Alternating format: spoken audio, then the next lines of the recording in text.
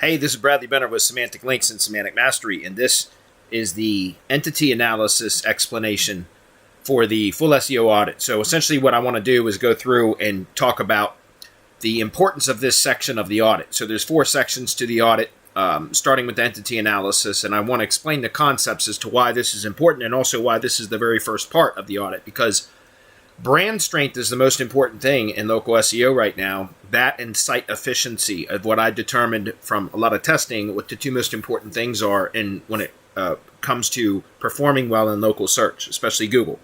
Having proper brand authority or brand strength is critically important. If that is done properly, you will need less other SEO signals in order to achieve top ranking performance. But also site efficiency. For the self-hosted site that is connected to the Google Business Profile, it's really important for that site to be built well and efficient with no redundancy or very little, if any. Optimized site structure to reduce crawl resistance or anything that uses more of Google's resources than necessary, etc. But when it comes to brand strength, and that's what we're going to be analyzing or kind of talking through in this particular tutorial video about entity analysis, what I'm doing here is I'm trying to determine what Google understands about the particular local business that we're auditing. How well developed is the knowledge graph for that specific branded location? Because when I talk about brand strength, there's really overall brand strength for a business brand or a company, okay? And when we talk about local SEO or local businesses, it generally is going to be a single location business, but there can oftentimes be multi-location local businesses, right? So brands that have local business locations, but have multiple locations scattered all over the place. And so there's an overall brand knowledge graph that Google develops. And you can, if you understand schema, right, structured data, then you could think of that as like, we can help Google to develop that knowledge graph based upon the data that we submit through organization schema, right? Or some subtype of organization schema like corporation schema, medical business schema, etc. But the point that I'm trying to make is that's overall brand schema. That's not really location specific. It's more location neutral type of schema. But then there's local business schema, and that is specifically for talking about or conveying to Google in structured data format, which helps Google to build or develop the knowledge graph based upon the data that it finds in that structured data, right? That schema code. Local business schema with the appropriate subtype, the most specific and appropriate subtype, is how you build and influence the branded location knowledge graph, right? So there's an overall knowledge graph that you could consider a way to influence that as organization schema. But then there's location-specific branded knowledge graphs, which are influenced by local business schema, okay? And some of the data that we can insert or add to local business schema, such as same as attributes, which are any page URL that has accurate information published about that particular branded location. So the name, address, phone number, and website information, or some combination of those 4 data points, that is a citation. We oftentimes think of citations as a business directory listing, and that is true. Business directories listings are citations, but those are called structured citations. Unstructured citations is anywhere else that there is a published mention of some combination of those 4 data points, name, address, phone number, and website, which is essentially helping Google to corroborate or validate what it understands about who the business is, what they do, and where they do it. Okay, it's really important. So in the local business schema is where we would want to reference same as attributes or page URLs that have accurate information published about that specific branded location. We can also reference attributes, things like knows about, right, which are entity references to products or services that particular local business location provides or offers, okay? We can also have area served. Area served is, again, references to location entities in which that company provides its products or services, okay? So all of those things help to influence what Google understands about the business, and we as SEOs can help Google to develop that knowledge graph in the way that we want Google to develop it so that it understands what we want it to about who the business is, what they do, and where they do it. Because of the entity association that we can create through local business schema, as well as through proper titling of top-level pages on the main site. which is all about entity association, which we'll cover that in another module. The on-page optimization module right here for the self-hosted website is where we're going to talk about that. We're going to talk about entity association through the SEO titles and using semantic triplet statements, etc. when titling top-level pages. But as it relates specifically to helping Google develop the knowledge graph, and what this first section is first identifying how well developed is the knowledge graph currently at this time, at this moment, by just doing a Google search using a geolocated browser for the same location in where the Google Business Profile actually is located, and then searching for the brand name. So I'm going to use an example tree service contractor that's called Box Tree Care, which is one of my tree service contractors that's in Leander, Texas, which is a suburb of Austin, or it's in the greater Austin region, okay? And so what I did was I came over here to Local Search Checker, which is a tool for Bright Local, and I can go in and set the browser location to where I want, which is going to be the location where this GBP is physically registered.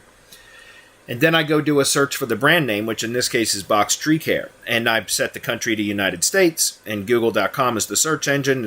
We can also select Google Maps. And what this does is it shows me what what a localized search for the company name shows. You can see it shows Leander, Texas is where I did the search from. And I just did a search for brand or Box Tree Care, and it popped a knowledge panel, which is what I want to see. Or if it is a multi-location business, so you can see what I'm talking about here with this first point, as it says if it's a single location business and the browser is geolocated and is for the city that the GBP is registered in, and then you do a search for the brand, it should pop a knowledge panel. If it's a multi-location business, then sometimes it will create or show a map pack. Sometimes it's a 2-pack, sometimes it's a 3-pack, etc., depending on how many locations there are that are relevant to that brand search in that location, that area that you're searching from. But in any case, that specific location should show up at the top of the map pack. Now, if it's a densely populated area like a major city that has multiple locations, which is normal for chains of stores in densely populated areas, then you would want to actually add the zip code as a modifier too, so that you can be more specific about where in that city that the browser should be geolocated. But for the most part, in like suburbs, etc., we can just go with the city.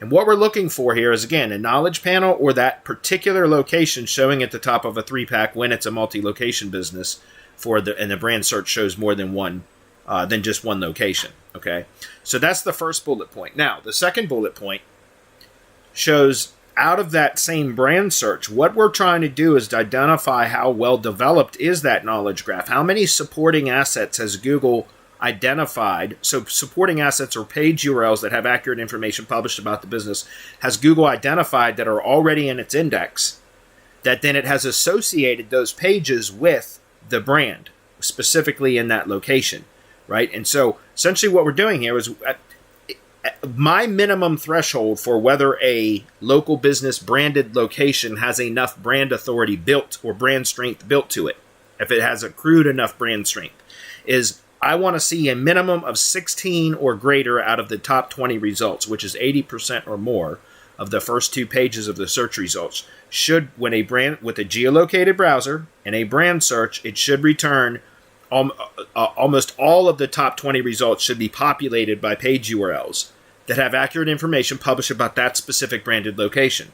Okay? And if you have less than 16 or 80% of 20, which is 16, then that means that there needs to be some strengthening done, some work done to help Google identify more validating data points on the web that then it can pull into the knowledge graph. And we can do that by referencing those page URLs and same as attributes of schema, the local business schema, which I'll show you an example of, linking out to those page URLs with Google Business Posts. I'll show you an example with that.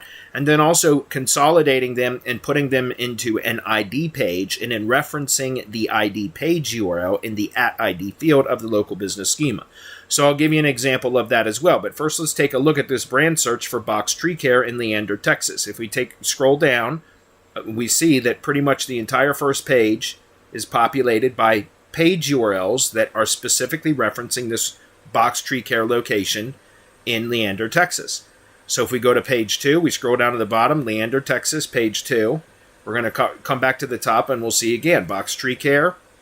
Now here's a general Yelp listing that shows the top 10 tree services near Leander.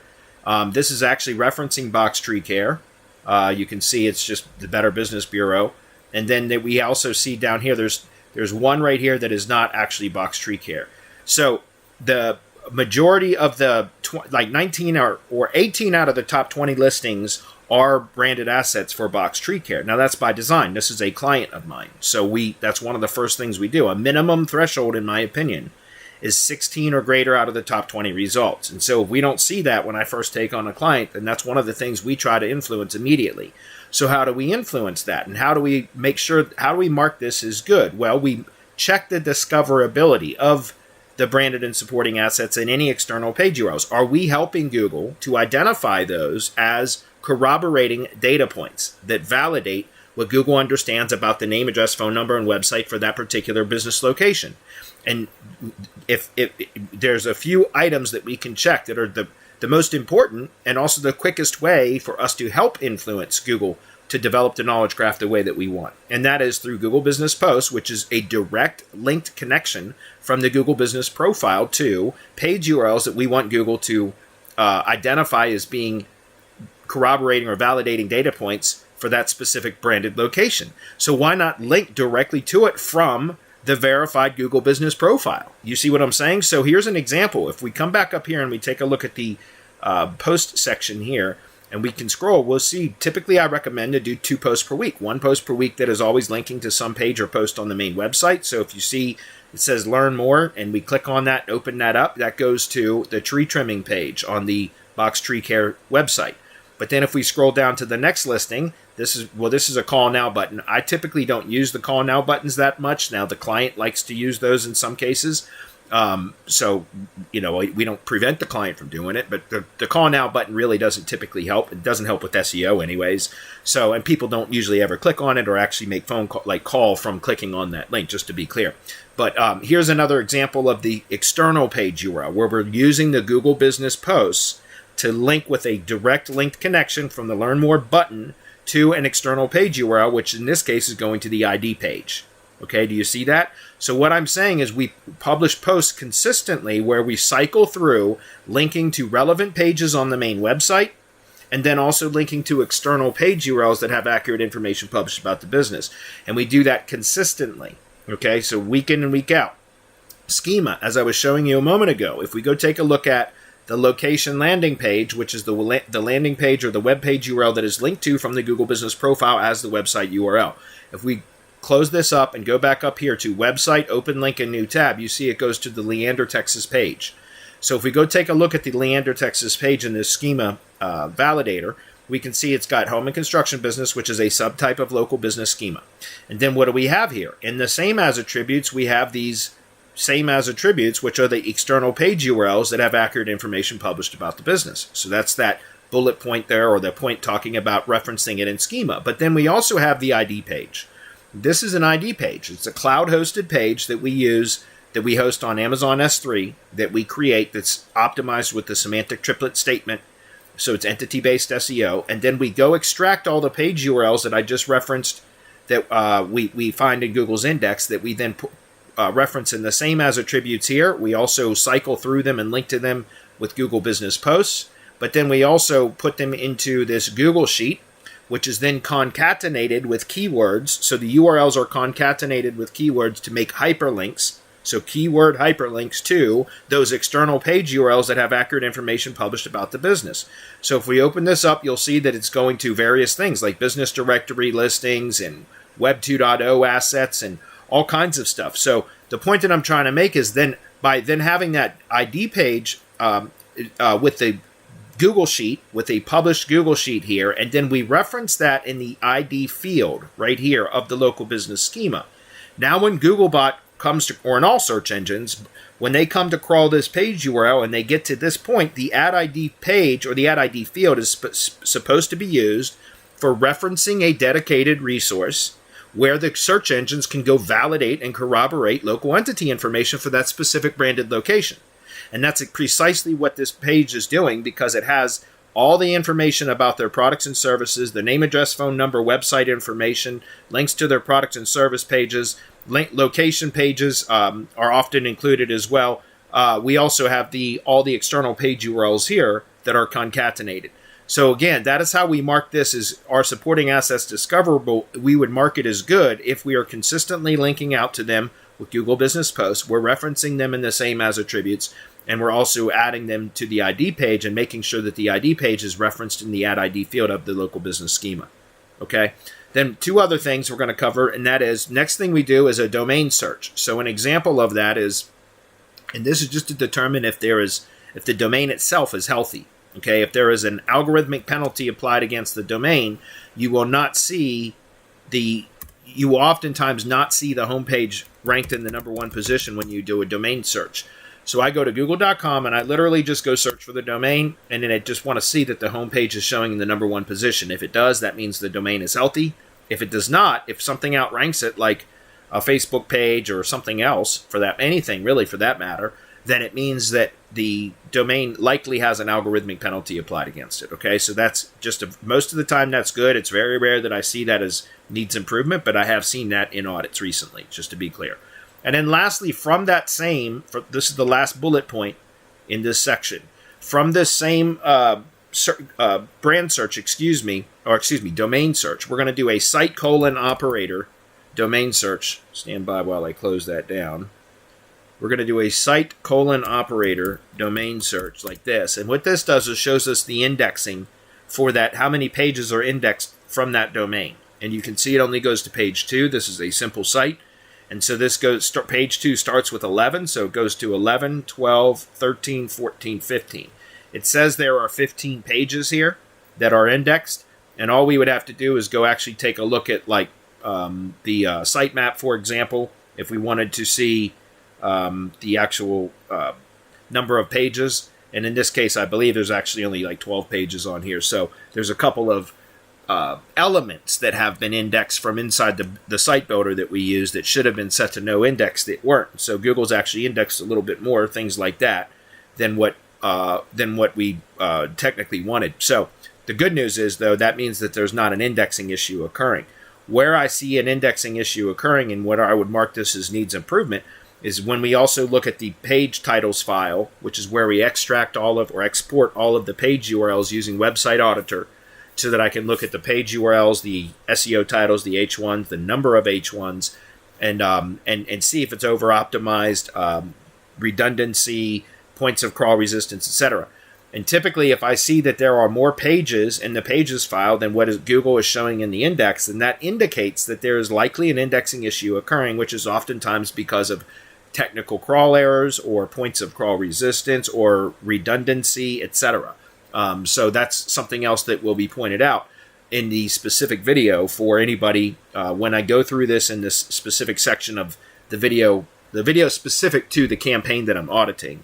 I will identify and address any of the indexing issues that I've if there's any indexing issues indicated, and if so, where to start looking to determine what the problem is. Okay, so that's it for the entity analysis, but this is incredibly important. This is the first section of the audit for a reason, because if the entity is polluted, or if Google doesn't have a clear understanding of the business and doesn't have a well-developed knowledge graph yet for that specific branded location, then that should always be the first order of priority, which is precisely why it's the first section of this audit. Because if you don't get this right, it's going to make everything else a lot more difficult, and you're going to need a lot more of the other signals to try to overcome that, if it's even capable of overcoming it. So I always recommend that we start with entity analysis and start to build brand authority as part of Semantic Links. That is step number 2. We always do analysis first, competitive analysis first, and then step number 2 is we always start to build brand authority, because it's that important. So we want to identify what the current strength of the branded location is according to Google, and then figure out if we need to, how strong is it, and do we need to work on strengthening it, okay? So that's it for this first video for the entity analysis. In the next tutorial video, we're going to cover the on-page optimization analysis for the self-hosted website.